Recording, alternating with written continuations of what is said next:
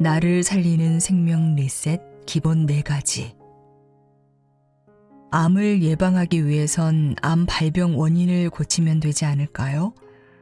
잘못된 음식의 과식과 화학물질의 오염, 지나친 스트레스, 휴식 부족을 가져오는 생활 습관과 방식, 환경을 바꿔야 합니다. 사람이 생존하기 위해 반드시 필요한 것이 무엇입니까? 우선 숨을 쉬어야 삽니다. 두 번째는 음식을 먹어야 하고, 세 번째는 활동, 곧 운동과 일입니다. 네 번째는 마음을 쓰는 일이고, 다섯 번째는 관계, 곧 자연환경과의 관계나 인간관계 같은 사회적인 관계를 잘해야 합니다. 이처럼 생존의 필수 요건인 숨쉬기, 음식, 활동, 마음, 관계, 이 5가지를 잘하면 건강하고 잘못하면 건강이 나빠집니다. 의학이란 이 5가지 요건이 잘 되도록 돕는 보조수단이라고 말할 수 있습니다. 모든 건강법도 잘 살펴보면 이 5가지 범주 안에 다 들어 있습니다. 첫째, 숨쉬기. 숨쉬기는 들숨과 날숨, 내쉬기와 들이쉬기입니다. 가장 좋은 숨쉬기는 옛 가르침처럼 심장세균, 즉 숨을 깊고 길고 가늘고 고르게 쉬는 게 우리 건강에 가장 좋습니다. 일본의 백은 선사에 져서 야선 한화의 유명한 호흡법 이야기가 나옵니다. 책 제목이 달밤에 호수에서 배를 타고 한가롭게 나누는 이야기인데 그 풍경이 무척 정겹지 않습니까? 숨은 다음과 같이 쉬라고 이야기합니다. 깃털이나 솜털을 코에 대도 흔들리지 않을 만큼 정말 고요하고 깊고 천천히 숨을 들이쉬고 내쉬는 것을 300번 반복하면 모든 병이 낫는다. 이 호흡법은 아주 뛰어난 효과가 있습니다. 누구나 해볼 수 있는 실천법이기도 합니다. 누워서 하거나 앉아서 해도 괜찮고 저녁에 잠자리에 들어서 해도 괜찮습니다. 이 방법대로 숨 쉬다 보면 호흡수를 잊어버리기도 하는데 어쨌든 300까지 헤아리며 숨을 쉽니다. 하다 보면 호흡이 딱 멈추어 숨이 안 쉬어지는 것처럼 생각이 고요하고 마음이 편안해집니다. 암을 일으키는 배후에는 자율신경 장애가 자리 잡고 있는데요. 대체로 교감신경이 흥분하고 부교감신경이 약해져 있는데 이 자율신경을 조화롭게 회복하는 방법 중에 가장 효과적인 방법이 호흡법입니다. 숨쉬기를 통해 자율신경을 조절할 수 있는데 고요하고 가늘고 고르게 숨쉬는 것, 이것이 숨쉬기의 핵심입니다. 둘째, 음식의 섭생. 암 예방을 위해 음식은 아주 중요합니다. 아침에는 생채소즙, 과일, 견과류, 올리브유나 코코넛 오일 같은 식물성 오일을 가볍게 먹도록 권합니다. 아유르베다 의학에서는 태양이 정중에 왔을 때, 즉 점심에 가장 주된 식사를 하는 게 좋은데 그 이유는 점심때가 우리 생리활동이 가장 왕성하기 때문이라고 합니다. 아침과 저녁은 가볍게 먹고 점심으로는 충분히 좋은 식사를 하는 게 좋다는 것입니다. 아침은 생채소즙이나 계절 과일과 코코넛 오일, 기, 올리브유 같은 오일을 먹고 배가 고프면 식간에 과일을 더 먹습니다. 몸에 좋은 음식은 채소와 과일, 씨앗, 곡식인데 점심은 발화 현미와 여러 가지 잡곡으로 지은 현미밥을 100회 이상 잘 씹어서 먹고 생곡식가루를 식사 전에 1~2 숟가락 먹으면 더 좋습니다. 생곡식가루는 현미와 현미찹쌀을 1되씩, 율무, 차조, 수수는 1홉씩 물에 씻은 후 그늘에 말려 가루로 만들어 냉동실에 보관해 두고 먹을 수 있습니다. 저녁도 현미밥을 먹되 점심때와 똑같이 생곡식가루를 1~2 숟가락 먼저 먹습니다. 저녁으로 생곡식가루만 먹는 분들도 있지만 암 환자들은 음식을 잘 먹어야 하므로 현미밥이 좋습니다. 단 비만이나 대사장애가 있다면 적게 먹는 것이 좋으니 저녁에 생곡식가루와 채소만 먹어도 좋습니다. 반찬은 생채소, 미역이나 다시마와 같은 해조류, 여러 종류의 나물, 청국장이나 된장, 코코넛 오일이나 기 같은 식물성 기름을 권합니다. 고기와 생선 등 동물성 음식을 먹을 수도 있지만 한꺼번에 많이 먹지 말고 조금씩 자주 먹는 걸 권합니다. 동물성 음식을 먹을 때는 반드시 생채소를 많이 먹습니다. 좋은 음식을 먹는 것도 중요하지만 노폐물을 잘 배출시키는 것도 중요합니다. 이를 위해 유기농 커피 관장이나 레몬즙 관장을 하루에 한 차례 이상 하면 좋습니다. 커피 관장이 부담스럽다면 체온 정도의 따뜻한 물에 레몬 2~3개의 즙을 섞어 레몬즙 관장을 해도 좋습니다. 커피 관장을 하기 전에 생채소즙을 먹거나 관장한 다음 발효식초 1~2 숟가락을 미지근한 물에 타서 마시는 것도 좋습니다. 셋째, 활동. 활동이란 운동과 일을 뜻하며 괄호는 금기입니다. 성실하지만 않으면 건강해진다는 책도 있습니다. 성실함이 과하면 교감신경이 흥분하고 에너지 낭비가 지나쳐 암이 발병하기 쉬운 환경을 만들게 됩니다. 일과 운동을 적당히 하는 게 좋습니다. 운동 중에서 가장 좋은 방법은 맨발로 땅을 밟고 햇볕을 쬐면서 걷는 것입니다. 맨발 걷기를 새끼 식사처럼 하루 3회 이상, 1회에 30분 이상, 눈이 오나 비가 오나 꼭 실천하기를 권합니다. 저는 암 환자들에게 맨발로 흙을 밟으며 자기가 먹을 채소를 가꾸는 텃밭 가꾸기를 하라고 권합니다. 맨발로 땅을 밟고 햇볕을 쬐는 건 어떤 약보다 좋은 약입니다. 휴식도 중요합니다. 초저녁부터 충분한 숙면을 취하는 게 좋습니다. 암 환자는 잠을 많이 자야 하므로 점심 먹고 나서도 꼭 낮잠을 조금씩 자는 게 좋습니다. 맨발 걷기는 숙면을 취하는 데도 도움을 줍니다. 물은 되도록 따뜻한 현미 숭늉을 주로 마시는 게 좋습니다. 식사 전후 30분에서 1시간 동안은 물을 마시지 않는 것이 좋은데 그래야 위장이 음식물을 잘 소화할 수 있습니다. 오늘날은 냉기가 많은 시대입니다. 암 발병이 저체온과 관계 있다는 것은 의학적으로 증명되기도 했습니다. 자기 전에는 뜨거운 물로 목욕하거나 몸이 따뜻해지는 여러 온열요법을 실천합니다. 따뜻한 물 마시기도 좋습니다. 냉장고에 있는 찬 것을 먹지 말고 흰 우유, 흰 밀가루, 흰 설탕, 흰 쌀밥, 흰 소금처럼 냉기가 있는 하얀 색깔의 음식을 되도록 줄입니다. 붉은 토마토나 사과, 비트, 당근처럼 붉은 색깔의 음식을 권합니다. 넷째, 마음. 저는 암 환자 가족에게 꼭 당부하고 싶은 말이 있습니다. 부모가 암에 걸리면 자식들이 따라서 암에 걸리는 것을 많이 봤습니다. 암은 유전병이 아닌데 왜 그럴까요? 그것은 암을 만든 부모의 생활 습관과 방식, 환경, 그리고 사고방식을 그대로 자식이 이어받았기 때문입니다. 또 중요한 것은 부모가 암에 걸렸으니 나도 암에 걸릴지 모른다는 불안한 생각을 늘 마음에 품고 있는 사람들이 있는데 그 생각을 꼭 지워야 합니다. 암에 대한 근심, 걱정과 염려를 완전히 지우고 건강만을 마음에 간직하도록 신념으로 바꾸는 게 중요합니다. 암에 대한 근심, 걱정이 암을 끌어들일 수 있다는 것은 후성 유전학에서도 밝혀졌습니다.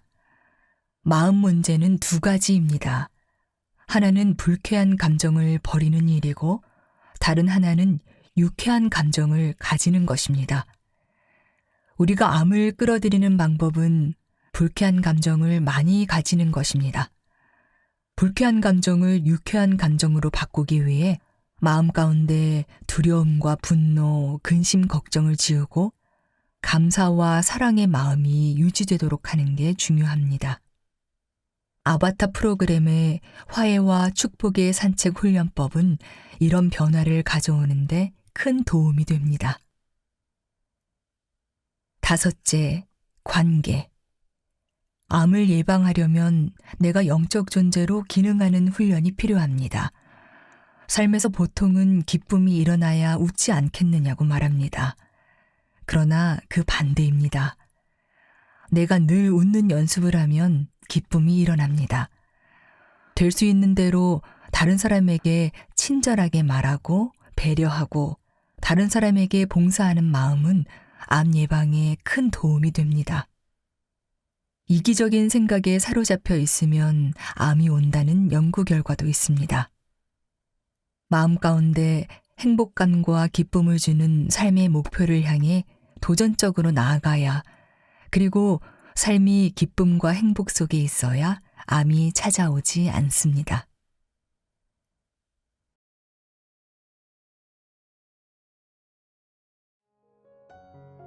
노쇠는 정상적인 과정이 아니라 질병입니다. 나는 지금 늙었는가? 나는 지금 병들었는가? 자문해 봅시다. 어르신들에게 이렇게 질문하면 대부분 나는 늙었어 라고 답변합니다. 특별한 질병이 없는 분들은 나는 병들지 않았어 라고 말하는 것이 일반적입니다. 흔히들 특정한 병, 즉 당뇨병, 고혈압, 뇌졸중, 알츠하이머병, 파킨슨병과 같은 병이 있어야만 환자라고 생각합니다. 그러나 항상성이 깨진 상태가 곧 질병이라고 할 수 있습니다. 생물학적으로 보면 인간은 24세부터 노화 과정에 들어갑니다. 특히 40세 이후에는 가속화합니다. 40세부터는 죽는 세포수가 새로 생기는 세포수보다 많습니다. 그 결과로 신체 기능이 떨어집니다. 자연스러운 현상이에요. 불행히도 살면서 큰 스트레스를 받는다든가 자신도 모르게 환경 호르몬에 노출되든가 질병에 걸리면 내 몸에 있는 줄기세포가 더 빨리 소모됩니다. 줄기세포가 빨리 소모되면 또 빨리 늙습니다. 지금 60대에서 70대인 분들이 오랜만에 초등학교 동창회에 나갔다고 가정해 봅시다. 몇십 년 만에 만나는 친구들을 보면 물리적 나이는 같아도 생체 나이가 다 다릅니다. 어떤 친구는 60대인데도 불구하고 50대처럼 사는 친구가 있고 어떤 친구는 70대로 보이기도 합니다. 누군가는 40대에 황망히 돌연사했다고 하고 누군가는 치매에 걸려 결국 죽었다고 합니다. 원인을 알면 답을 찾기가 쉬운 법입니다. 병든 몸, 늙은 몸이 아닌 건강하고 항상성의 균형을 유지하는 몸으로 되돌리기를 원한다면 현재 내 삶의 잘못을 살펴야 합니다. 첫째, 내 몸에 염증을 생기게 하는 잘못이 무엇인지 살펴봅니다. 둘째, 내 몸속 세포들의 유전자를 손상시키고 줄기세포를 고갈시키는 잘못을 범하고 있는지 생각해 봅니다. 셋째, 내 부모와 조상에게서 물려받은 유전적인 약점이 무엇인지 알아봅니다. 이 세 가지 문제의 원인을 알고 잘못을 고치면 여러분도 노화 역전에 성공하여 행복한 삶을 누릴 수 있습니다. 성장하는 동안은 늙지 않는다는 김영석 교수님의 말씀처럼 사람은 나이가 들었다고 늙는 것이 아니라 계속 성장하는 것을 포기할 때 늙습니다. 암의 가계력이 있었던 미국의 유명 정치인 지미 카터는 부단히 절제하는 생활로 유전적 약점을 극복했습니다. 무엇보다 절제와 근신, 그리고 많이 걷는 생활은 나이와 상관없이 항상성을 유지하는 필요 충분 조건입니다. 자, 이제 당신이 고칠 것은 무엇인가요?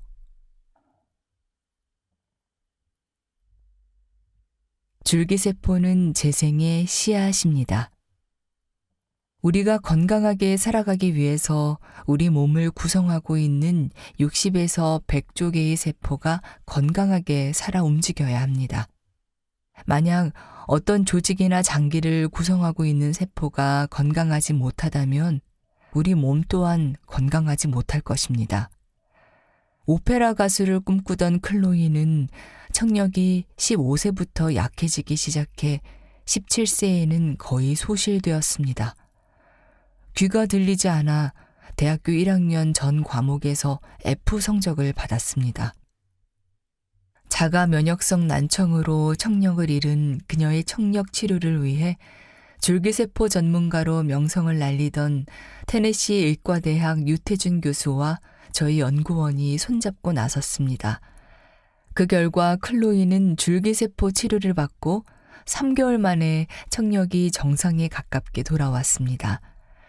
저희 연구팀은 클로이에게 줄기세포를 주입하기 위해 2009년 6월 미국의 한 병원에서 클로이의 지방을 채취해 줄기세포를 추출한 뒤 이를 한국으로 옮겨 약 4주 동안 배양했습니다.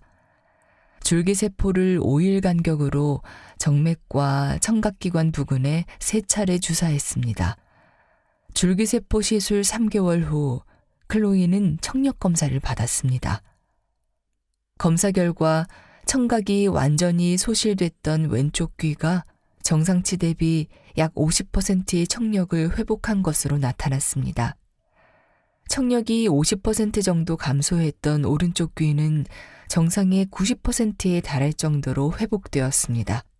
또한 11개월 후 청력 검사에서 양쪽 귀 모두 정상으로 회복되는 놀라운 결과를 보였습니다.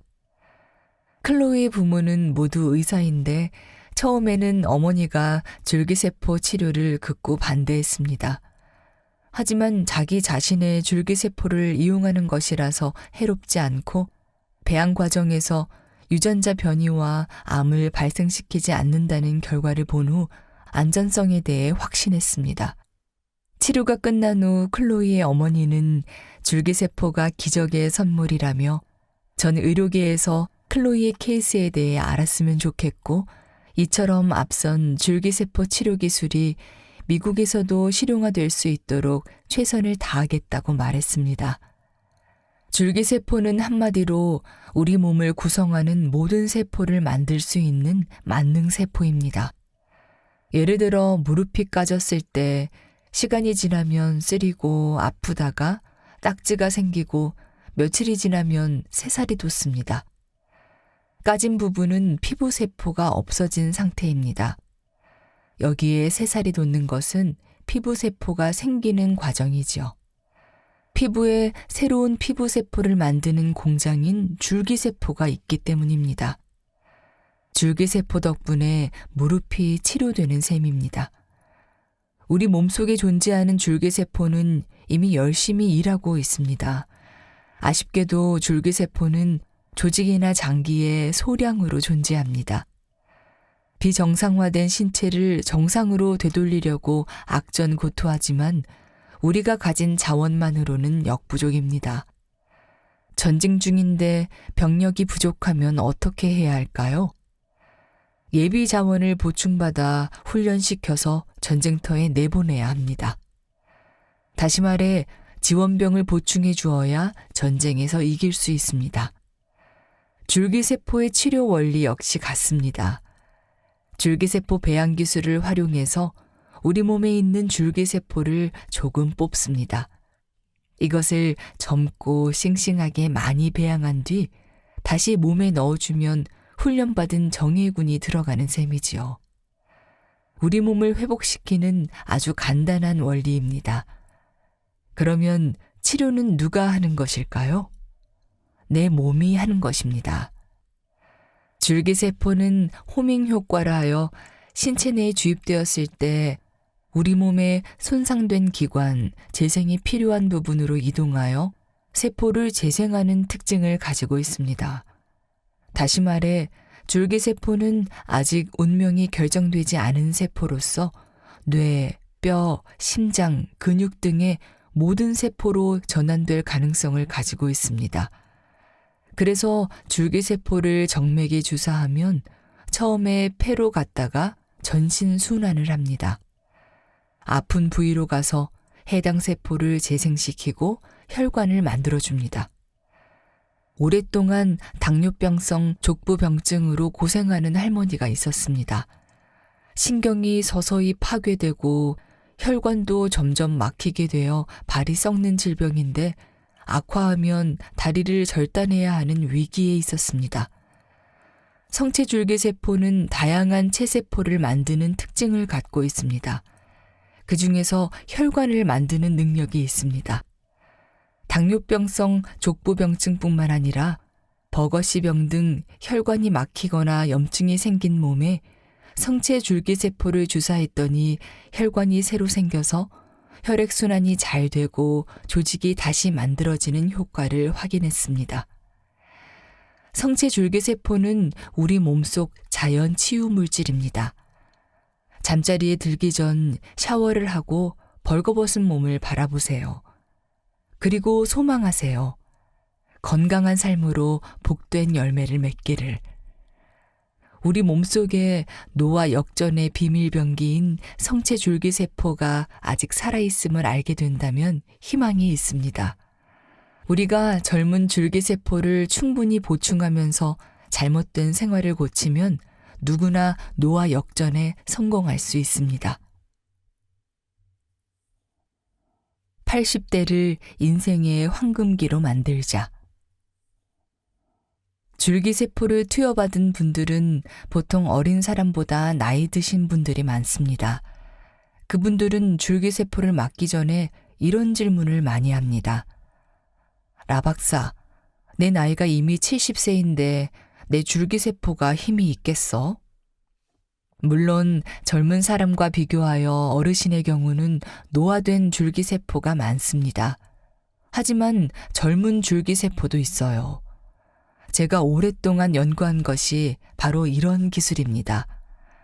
첫째로 우리 몸에 있는 젊은 줄기세포를 선택적으로 배양하는 기술을 개발해 특허를 받았습니다. 이게 굉장히 중요합니다. 젊은 줄기세포는 우리 몸에 이로운 성장제를 많이 뿜어냅니다. 노화된 줄기세포가 배양되면 오히려 염증을 일으키거나 암을 유발할 수 있지요. 둘째로 줄기세포를 작게 배양하는 기술입니다. 줄기세포는 배양하면 할수록 크기가 커집니다.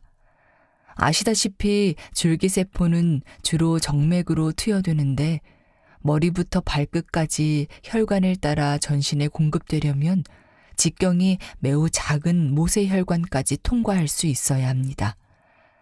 줄기세포의 크기가 매우 작아야 하는데 그렇게 배양하는 것이 기술력인 셈이지요. 셋째로 줄기세포가 아픈 부위를 찾아가는 작용을 높이는 기술입니다. 젊은 줄기세포를 투여하면 혹시 암세포를 돕는 것 아닌가 하고 많이들 걱정하십니다. 앞서 줄기세포를 잘못 배양하면 암을 유발할 수 있다고 했습니다. 줄기세포는 미분화된 상태니까요. 쉽게 말하면 아이가 태어났는데 어떻게 교육시키느냐에 따라서 이 아이가 앞으로 판사가 될 수도 있고 범죄자가 될 수도 있습니다. 그래서 교육이 중요하잖아요. 마찬가지로 우리 몸에서 줄기세포를 뽑아서 배양하는 것은 교육하는 과정과 같습니다. 이때 줄기세포를 잘못 배양하면 오히려 암세포를 돕기도 합니다. 저는 줄기세포를 배양할 때 아스피린을 일정 시간, 일정 농도로 첨가하면 암세포가 억제되는 특성을 확인해서 특허를 받았습니다. 최근의 줄기세포 연구 결과 노화된 줄기세포는 오히려 신체의 노화를 촉진하고 염증을 촉발하는 것으로 알려져 있습니다. 따라서 저는 줄기세포를 젊게 되돌려서 젊어진 줄기세포가 우리 몸을 다시 젊어지게 만드는 연구를 하고 있습니다. 현재까지도 노인의 몸에서 채취한 줄기세포 중에서 젊은 줄기세포를 선택적으로 배양하는 기술을 성공시켰지만 노화된 줄기세포를 젊게 되돌리는 기술도 조만간 완성할 예정입니다. 머지않은 장래에는 80대를 건강하게 일하며 봉사하는 인생의 황금기로 만드는 세상이 올 것이라고 확신합니다. 제가 만난 사람들 중에 이러한 기대를 이미 현실에서 실천하고 있는 분들을 소개하겠습니다. 80대를 즐기며 일하는 사람들. KBS 6시 내 고향을 10여 년 가까이 진행한 박용호 아나운서를 아시나요? 1947년생인 그는 아나운서로 30년간 일하면서 스트레스를 많이 받았다고 합니다. 그래서 그런지 어느 날 갑자기 가슴이 답답하고 심장이 뛰어서 참 괴로웠습니다. 유명한 심장내과 전문의를 찾아갔는데 사타구니를 칼로 찢어 심장 조영술을 한 결과 심장으로 가는 혈관에 콩알 만한 무언가가 있다고 했습니다. 시간을 갖고 관찰해보자는 답변만 들었습니다. 그 무렵 그는 줄기세포를 막기로 했던 터라 몇 차례 시술을 받았습니다. 그 이후 심장내과 정기검진 시기가 되어 병원에 찾아갔더니 의사 선생님이 깜짝 놀라며 물었습니다. 무엇을 했기에 이렇게 흔적이 없어졌나요? 심장 혈관에 보이던 콩알만한 것이 싹 사라졌습니다. 가슴이 답답한 증상도 사라졌습니다. 두 눈으로 문제가 없음을 확인하고는 마음 놓고 편안한 일상을 즐겼다고 합니다. 현재는 아나운서를 정년 퇴직하고 고향인 강화도에서 농사를 짓고 있습니다. 그런데 그의 집안은 유전적으로 퇴행성 관절염을 앓아온 터라 역시나 그도 무릎이 아프기 시작했습니다. 게다가 농사는 앉아서 하는 일이 많잖아요. 서서 하는 일은 별로 없고 대부분 웅크리고 앉아서 해야 하는데 더 불편해지기 전에 무릎 관절에 줄기세포를 맞기 시작했습니다.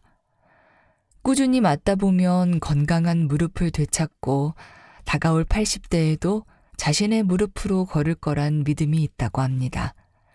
다만 정기적으로 맞으려면 일본까지 가야 하는 상황이다 보니 국내에서 시술하는 날이 얼른 오면 좋겠다고 말합니다.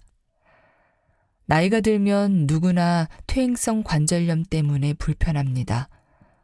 초고령 사회 국가인 일본은 중장년층의 약 절반이 무릎 관절 문제로 고생한다고 합니다.